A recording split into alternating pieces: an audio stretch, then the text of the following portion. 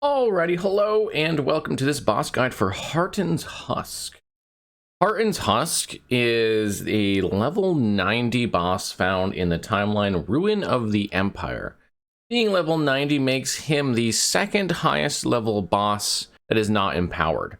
So be prepared for that, although honestly he's not especially hard. He's, in my opinion, one of the easier boss fights because there's not a whole lot of super hard-hitting abilities that Harton does, even though the fight itself is pretty hectic. But let's get into the specific damage types and the modifiers to avoid on this particular fight. Starting with the damage types, we have Void and Physical. There doesn't seem to be any other damage types to worry about. As far as modifiers to avoid, we have Enrage at half health, Frenzy in haste when hit, Armor in prots as a percentage of the enemy's health, and Deadly when not damaged recently. This one is showing up again because there are multiple enemies in this fight that are boss level as far as both their health and their dynamic protection system. And so you will almost certainly not be hitting all of them every 4 seconds. You don't even necessarily want to, and so you would make some of them deadly if you chose this one, so definitely avoid it. Okay, let's go into the mechanics of the actual fight. It is a one-phase fight, but as I said, there are multiple boss-type enemies, or in fact, 3 boss-type enemies in this fight. They are Harton's Husk and the 2 Idols of Ruins, which are basically a worm-type enemy that will persist throughout the fight unless you kill them. I am going to suggest you do not kill them, the reason being because they do have the dynamic protections on them. Just like Harton, it will take you quite a while to kill them, and you'll actually increase your kill time. And personally, I don't think that their mechanics are all that challenging, and even if you were to try to take them out, you'll have to deal with mechanics for quite some time just trying to knock out even 1 Idol of Ruin. So might as well just ignore them and go straight for Harton and make the fight take considerably less time. Okay, now as far as the mechanics that Harton and the Idols have, they are very different between the two. The Idols both use the same mechanics though. Let's start with those mechanics in particular. First, they have a channeled circle. For this attack, they channel a circle of void damage at a spot on the ground. The attack does moderate to high damage over time, so move from the circle when the channel starts. They also spawn some very weak adds every once in a while. They're pretty non-threatening and have very low health, and they can generally be killed in 1 to 2 hits. They do burst into a lightning orb on death, but this doesn't seem to do any damage or debuff the player. Not sure if that's a bug and it's supposed to, or if it's just a visual effect.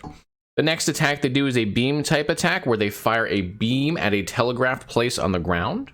It does moderate to high void damage, but is easily avoided. They also have a melee attack where they attack quickly at the player when they are in range. It seems to be low moderate damage, is pretty non-threatening, but it can be avoided by staying out of the idol's melee range. All right, let's move on to Harton. That's all there is for the idols. But Harton has several attacks of his own. The first one we'll talk about is a ranged circle attack, where Harton places a circle of swirling void on the ground, which he then detonates after a short period. This does moderate to high void damage, so move out of the circle as soon as it is placed. Harton also has a couple of melee attacks. The first one's a swipe attack. It's a low to moderate damage AoE void maybe fizz attack that will only occur when player is in melee range. It's not very threatening, but it can be avoided by staying out of melee range. There's also a lunge attack, which is a low to moderate damage physical attack that occurs in melee range, just like the swipe attack. It often seems to follow the swipe attack, and it could be triggered by moving away from Harton, but this is not particularly clear. You definitely have to be in melee range, though, to get hit by it.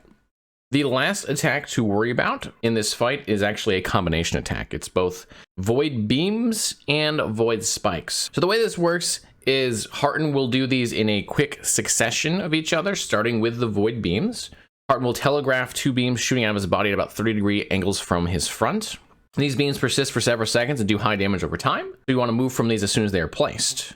But soon after Harton does the void beams, he'll then do the void spikes, where he places void spikes, which have a similar pattern to the void beams, at the player's current location. This is the current location of the player when he casts void spikes, not void beams, so moving out of void beams will not get you out of void spikes. The void spikes also have high damage in a larger area than the beams. You can avoid these by continuing to strafe Harton after the beam has come out and until the void spikes are placed, which should happen very quickly. All right, that's all there is to the Harton fight. A lot goes on all at once, but most of it is the kind of stuff that you will not get killed by if you get hit by it every once in a while. The real goal of this is just to try to avoid as much as you can while doing damage to Harton. Generally avoid the worms as much as possible, the idols, and kill Harton before you die. That's really all there is to it. All right, thank you so much for watching. As always, I stream on Twitch generally about 6 days a week. Most of the time I'm streaming Last Epoch. We're usually going over new builds or running a tournament or just talking about the game in general. Feel free to come and join in the chat and conversation and ask questions as you might have them. Also have a Discord where similar things apply. Feel free to ask questions, come discuss Last Epoch, other ARPGs, even other RPGs. All right, thank you so much for watching. Have a great time in Last Epoch.